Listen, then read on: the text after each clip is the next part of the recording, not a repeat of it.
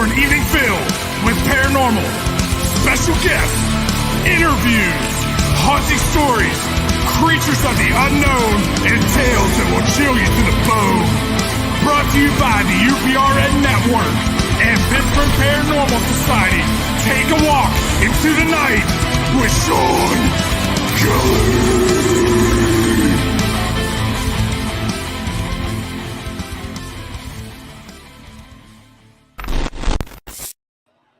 Well, good evening, everybody, and welcome to Into the Night with Shawn Kelly. How is everybody doing today? Boy, did we have a great show on Chasing Prophecy tonight. We had Ernie Pack down in Kentucky, and he was talking about, how there's a big to-do going on down there between the Historical Society of Waverly Hills and the owners. So as you could tell on my video here, here's the deal. I think we're back to playing Japanese movies tonight, but what happened down in Waverly was that these people who owned them, Christine, and I don't know the names. I'm not very good at names. But this Historical Society actually kicked them, out of their house because they had a little apartment down there. And it's like ridiculous. And you have to go to SaveWaverlyHills.com and talk to them. It's ridiculous how people want to take things over for money. Money talks, and if I can suggest to any paranormal group or paranormal people or anybody that want to go down to Waverly Hills, don't do it. Don't do it. Because what happens, they're not getting the money for the renovations of the place. They're not. It's going to the Historical Society's lawyers and to the fund, and so none of the monies that you pay for the the investigation, they don't get no money. So, like Ernie said, if you bought your ticket, you bought your plane ticket, and you got your hotel rooms, and got everything set up, go and enjoy the place. But, for future references, until this thing is totally, dissolved, in which I think it will be, it's my, my psychic premonition, then I'll get back to being Waverly Manor again. Not Manor, I'm sorry. I'm going to get yelled at for that. Waverly Sanatorium. Yeah, I got yelled at by Ernie. Hi, Michelle. How are you? Welcome. So that's basically it. Tonight is question and answers. Okay, you get to ask me questions, and I get that. Oh, cool. Well, I like that one. That's a good one. Yeah, Marka. But you get to ask me questions. So anybody out there that is watching, my show right now, please ask me a question, and I'd be more than happy to answer it. But in the meantime, I'm still going to talk about, Waverly Manor. Polo. That's sweet, Michelle. Thank you for watching. Thank you. I don't know. God, I look like I'm in a Japanese movie. So where's all my people at? Where's all the people that come and listen to my show? Please come in and ask me a question, anything, even if it's about Marco Polo. Even though I don't know. I'm paying attention. I know you are, Michelle, and I truly, truly appreciate that. They're dead. Hey, Holly, welcome. Oh, there's Holly. Holly, meet Michelle. Michelle, meet Holly. Holly's like one of my fan favorites. She's, Holly, do you have any questions for me tonight? Any questions at all? I'll let you think of one, and you can tell me what you want to ask. But so we went to the. I was telling that last week's show that that we went to do an investigation up in Crescent, and we went there. We were with the Still City Ghost Chasers, hunters up there, and it was a great night. I did a lot of walking. I know after the night was over with, my legs were sore, really, really sore for all that walking. But it must have been a night where the spirits didn't want to really participate with us in the other, in the other groups, because we really didn't get nothing. Okay, and I mean we did all the buildings that we were supposed to, but yeah, alien question. Go ahead, Michelle. We can do one. I'll answer it the best I can. But back in at the investigation, it was interesting. It was funny. I was rolling up on it, and I saw it. Look, it was a prison, and I saw the barbed wire the barbed wire around the fence, and I'm thinking, well, this is crazy, because I didn't really think I'd be in a place like that. But the history is interesting. It was a prison, penitentiary up there, and the buildings that we got to go to, okay. One was like in the block. Okay, Michelle has a question. How do you identify a legitimate alien implant? That's a good question, Michelle. I've been doing this show for 3 years now, and I've talked to a lot of alien experts, and my station manager, Joe, the guy who owns the station. We talk aliens. I guess with the chip that's inside. And Michelle, if you're around listening, if you want to pop in on this, you can. But I would think that would be the implant, because whenever they take X-rays, and they got like stuff in your little metal things. But if I'm not mistaken, Michelle, I think the government wanted to do that with everybody. They wanted to put a chip in on her. Hey, Michelle. Hey. Am I missing the fun? Yeah, you are. Okay, this Michelle. Michelle. Oh, one second. And Michelle, she has a question. How do you identify a legitimate alien implant? Okay, so I had to turn off my phone. I was getting a feedback. Legitimate implants. Here's the thing. From what I understand, extraterrestrials don't need to implant you. So if you find an implant, chances are that's my lab, which is, of course, military.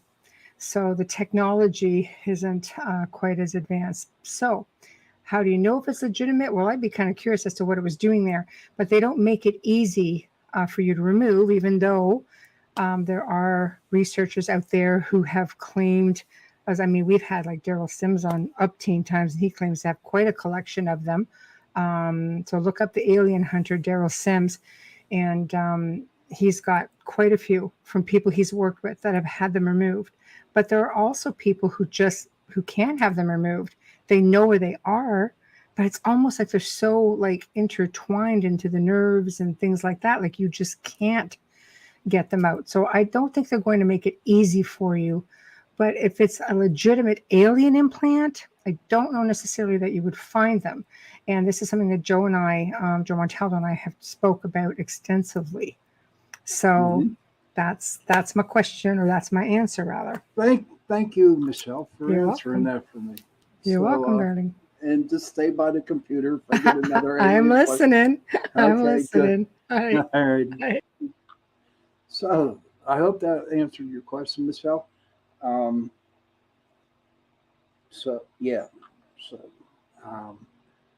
I'm not really so much into the implants and stuff like that, because I'm more into ghosts. You know, I'm into spirits and into the paranormal. Even though aliens are paranormal, I'm more into like ghosts and spirits and cryptids like Bigfoot. Um, that big bird, Thunderbird, and all kinds of other things. And well, back to Crescent. What was nice about Crescent was they still had the cells. They still had the cells where the prisoners stayed. It's beat up. Um, stuff was falling off the walls, but you could just tell when you walked in how you got the eerie feeling. There was like, they were there, and they were there, but and I'm Japanese again. But when we tried to do whatever we could in order for them to communicate with us, nothing would happen. So, not all investigations, and I say this all the time, not all investigations do we get anything. So, we are making a plan to go back up there again and see if it's, if we get some, evidence. But this time around, we didn't, So, but the place is pretty interesting. What it was really cool. What the coolest thing I saw was that we were down in the tunnel, and we saw a mouse running along the floor. Little blue one, And but that was basically the highlight of the whole evening for me. And how about you? Anybody else got any questions out there that want to talk? Answer me. And okay, I did get a couple questions off, my Facebook page because a couple people don't want to come on my show, and I don't want to know why. But the one question was, I got it right here. What got you into doing radio or podcast? And what got me into doing it was Jenny Nicasio, my co-host from Chasing Prophecy. She sent me a message on Facebook and asked me if I wanted to do a show. Now, before that even happened, I always wanted to do one, but I was, it wasn't so much that I was afraid to do it. It's just, I really didn't know how to go by getting to where I'm at right now. And so I said, sure, why not? And we started off small, and then we lucked out and we got on UPRN radio. And I'll tell you what, we just took off from there. My experience with it is just like Michelle says, knowledge is great, And I have learned from the last 3.5 years that we've been doing the show that, knowledge is good. I've learned so much that, I didn't even think of. Like Michelle, like you were talking about your alien. Okay. Let's say Michelle, she says, I had metal fragments in my chiropractor's x-rays. She asked me if I had been shot. No. I was told by a friend to use my K2 and see if I got a reaction. And yes, it did go off. Same person told me I needed a spectrum analyzer to see if I got radio frequencies. I've not gotten that for, they're expensive, yes. Yes, I did have an experience when I was little. And would you like, if you want to, Michelle, if you want to type down your experience, I'm sorry that you got that in there.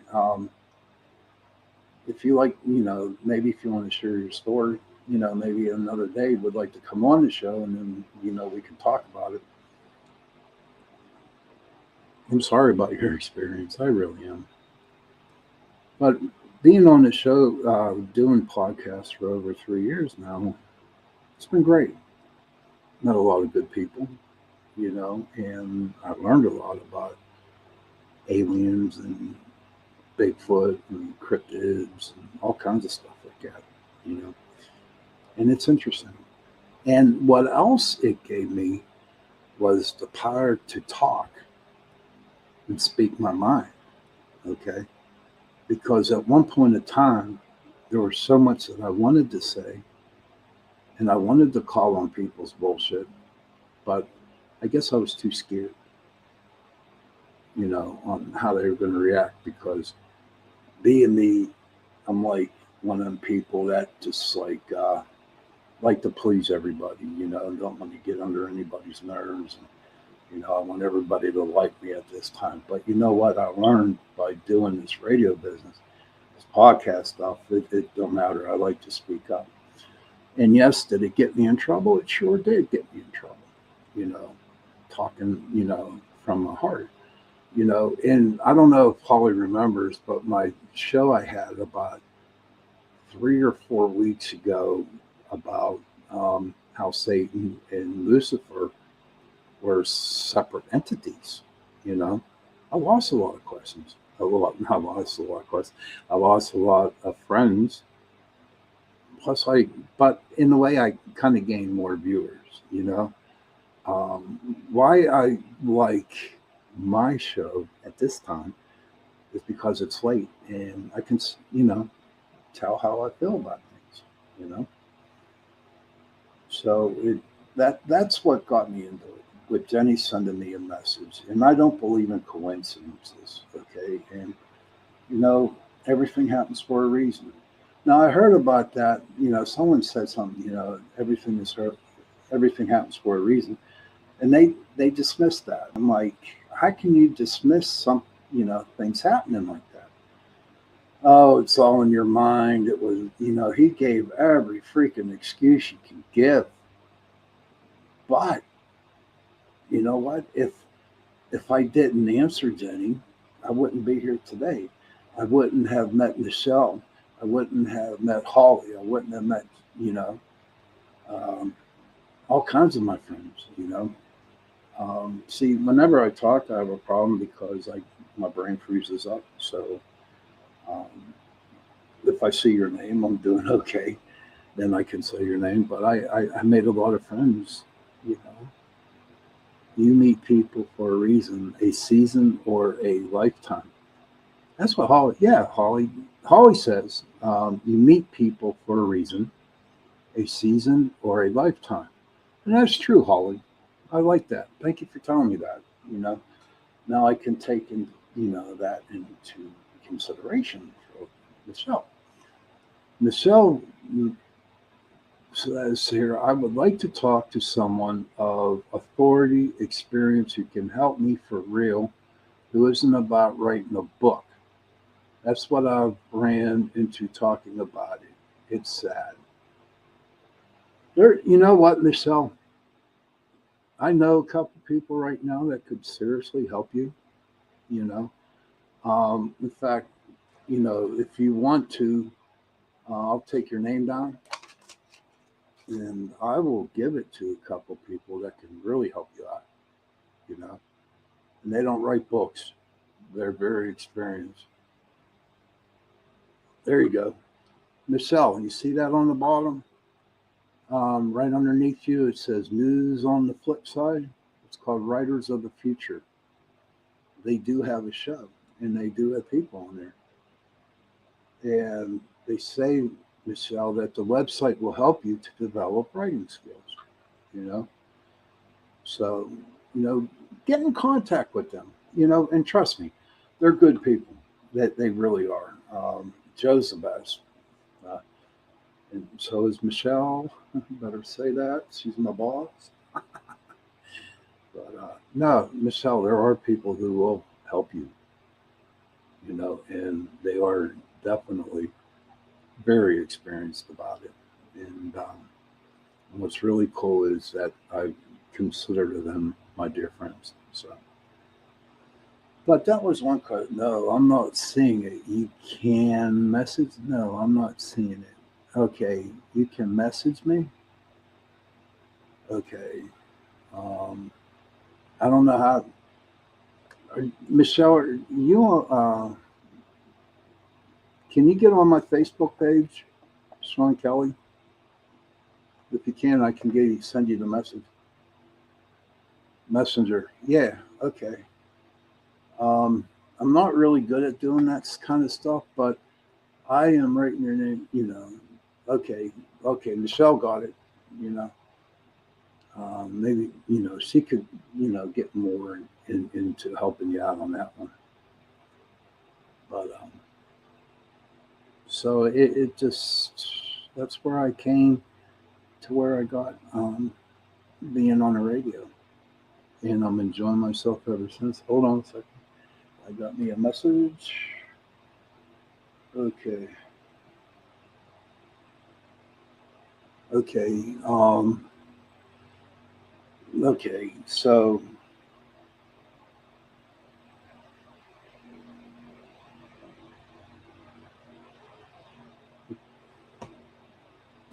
if what I suggest that you do, Michelle, okay, if you go to the lady who just helped you, Michelle Desiree, she has a show on, it's called The Outer Limits, I think. So kill me if I said it wrong. And they're on Wednesday nights. So if you want to go to her, she can help you out a lot. She will. So it's going to work out for you, buddy. It's going to work out for you very much, Michelle. So just the outer realm. That's it. Okay, Michelle Millens. It's called The Outer Realm. She's going to fire me. Oh my gosh, I got 3 bad red check marks against my name. Sorry, honey. Oh my gosh. So Michelle, that's who you need to talk to is Michelle. Now let me tell you something, everybody, and this is kind of crazy because all night long I've been hearing the beeping sound in my room, in my office. My office is my attic, okay? And it's driving me nuts because I cannot find out where the beeping is coming from, so, but maybe eventually it will happen. But here's another question that was sent to me, how long have I been into the paranormal? Okay. Well, back in 1983, I was in the United States Navy, and we're on a little island called Diego Garcia. And at that time, I was 20. I think I was 21, I think. And I was taking a drug called antabuse. Yes, Michelle. That was Michelle from the Outer Realm. Yes, that was her. And so I was taking this drug called antabuse for about a year. And what antabuse does, it weans you off alcohol. And so I had this drug in my system for over a year now. And so that morning I was off that day, and I went down to get my pill, and no one was there to give me the pill. So I said, well, I'll show you. And I drank a 50 Jack Daniels that day.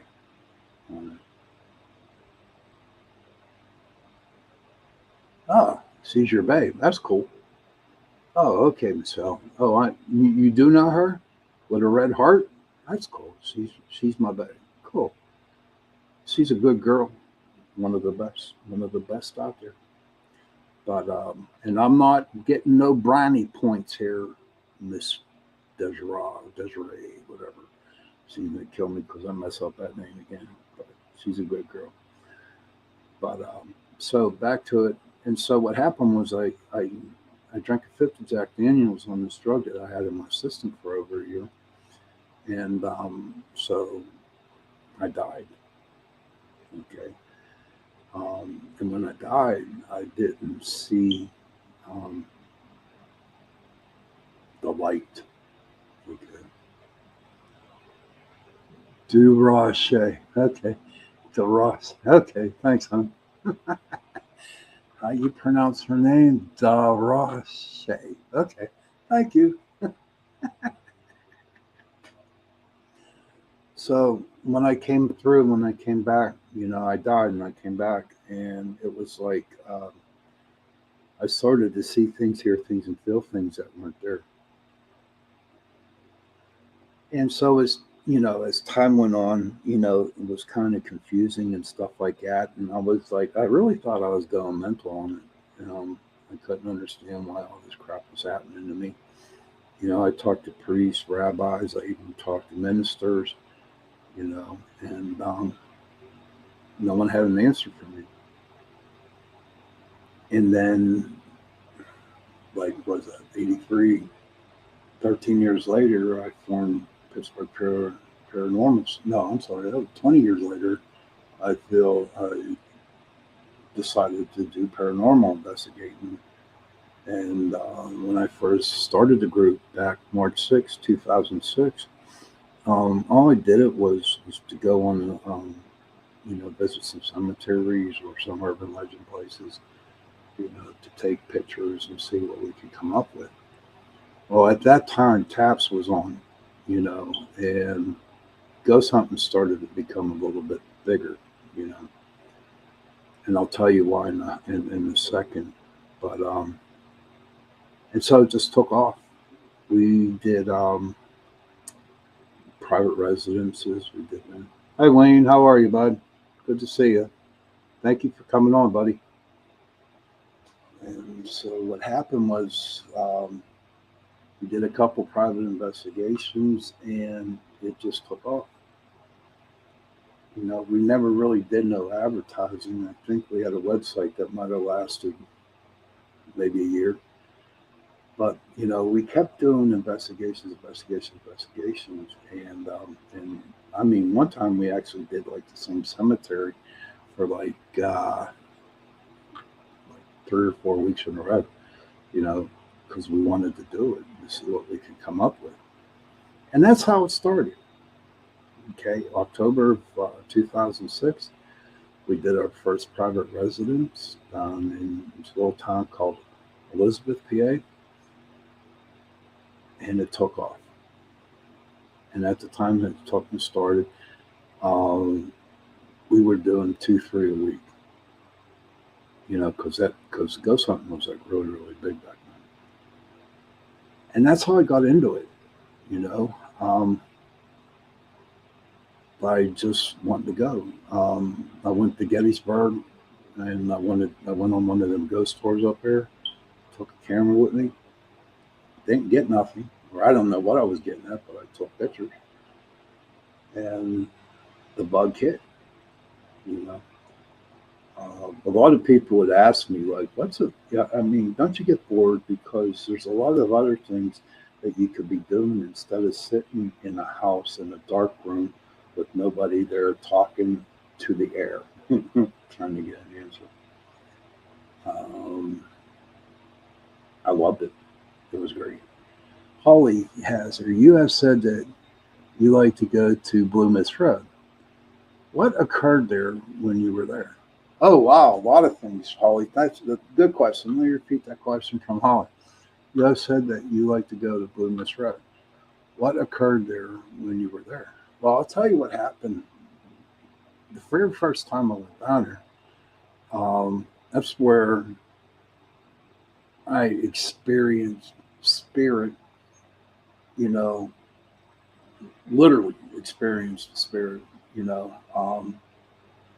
my spirit guide at the time. Whenever I go there, he protects me. But, the K2 was going off. We got a couple EVPs and stuff. But it was like a whole new setting. It was really crazy because we walked down, and it was during the summer. And there was all kinds of, how you have bugs and stuff like that, and chirping, crickets, the whole 9 yards, birds flying. Well, we got down to where, like a crossroad is, and everything just stopped. Everything stopped. There was no wind. There was no birds. There was no crickets. Nothing. And when I went down there, I had this major, I call them spidey senses. I mean, literally, it felt like someone was on top of me,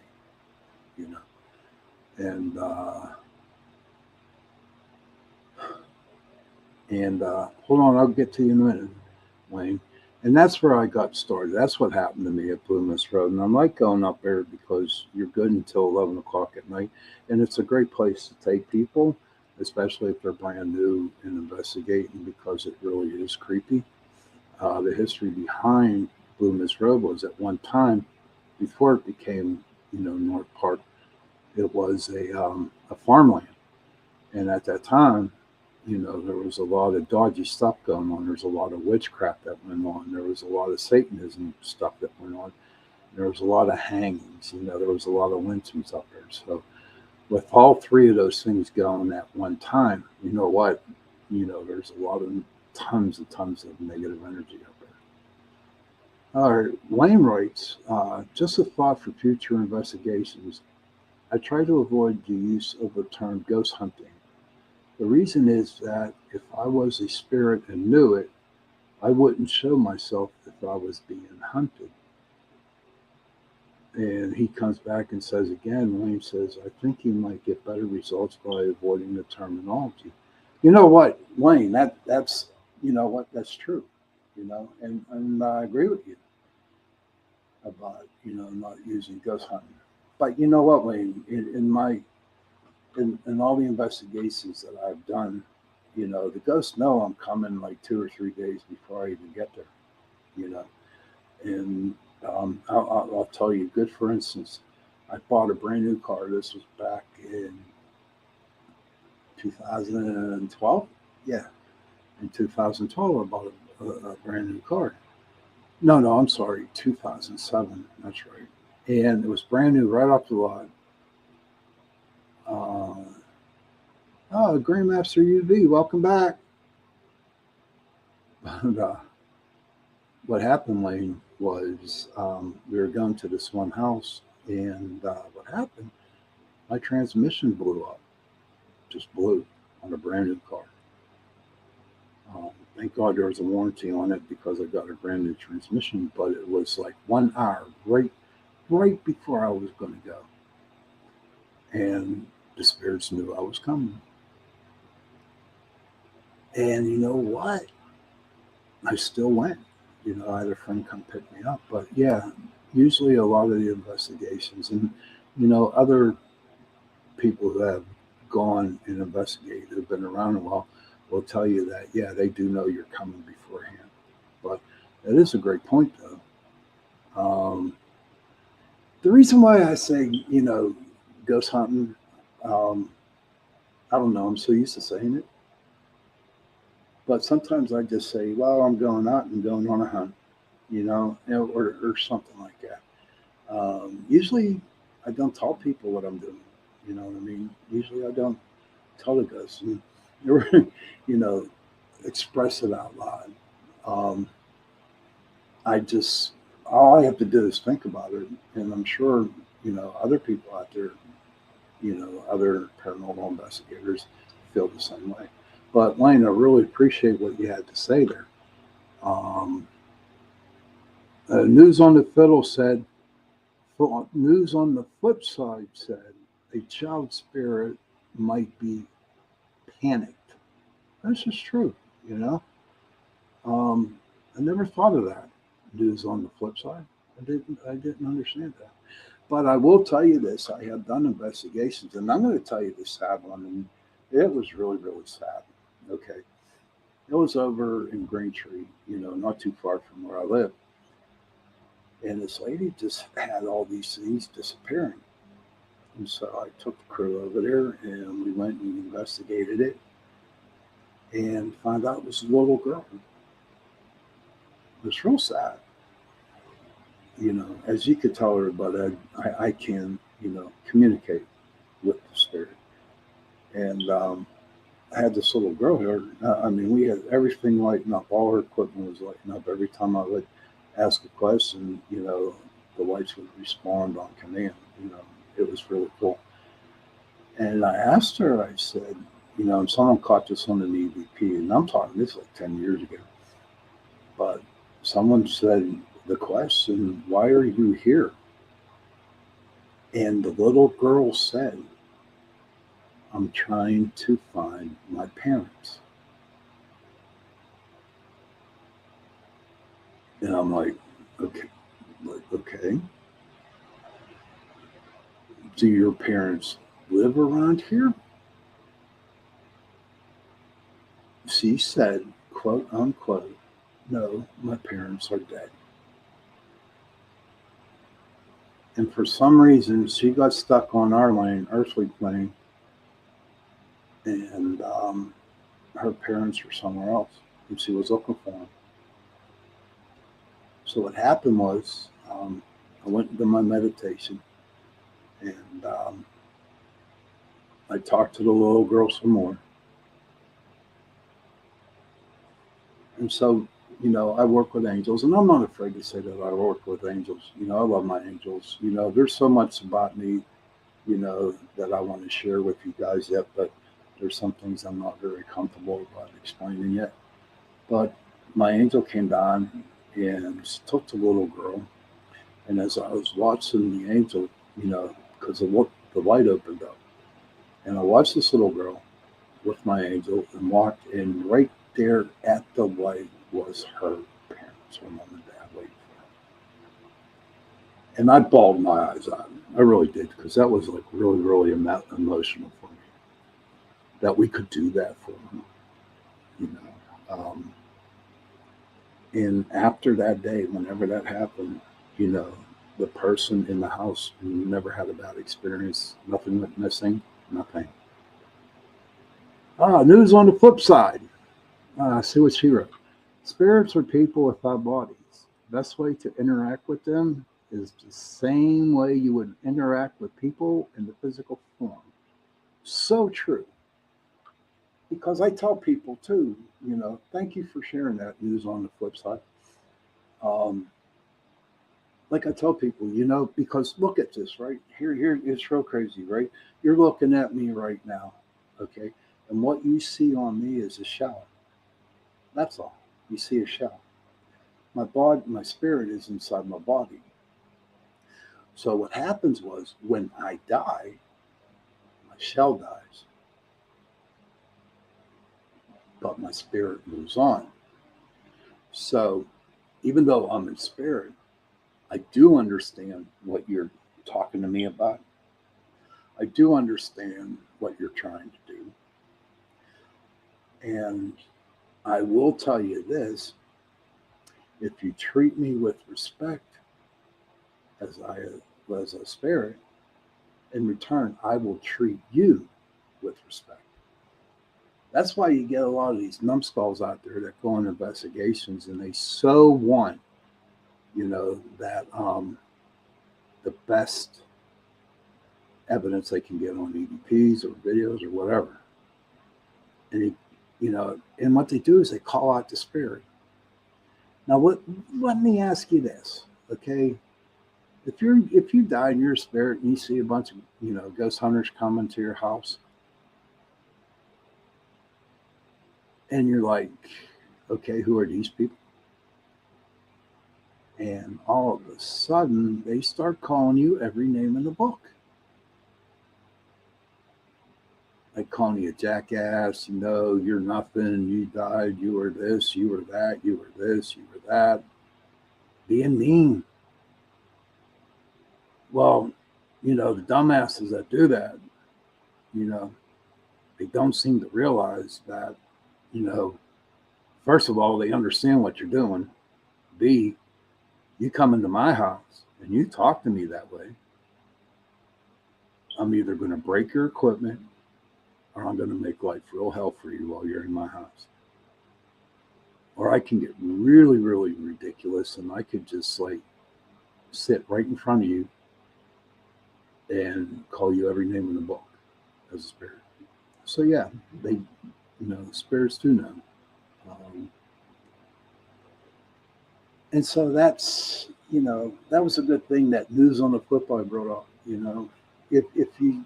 If anybody out there decided to go on a ghost investigation, you know what I mean? When you go there, go with somebody who knows what they're doing. All right. Who's been, legitimately doing this for a while. And whatever you do, do not instigate the ghost, because all hell will follow you. And I've seen it happen, you know. I'm surprised not too many people ask me questions today, but you know what? That's okay.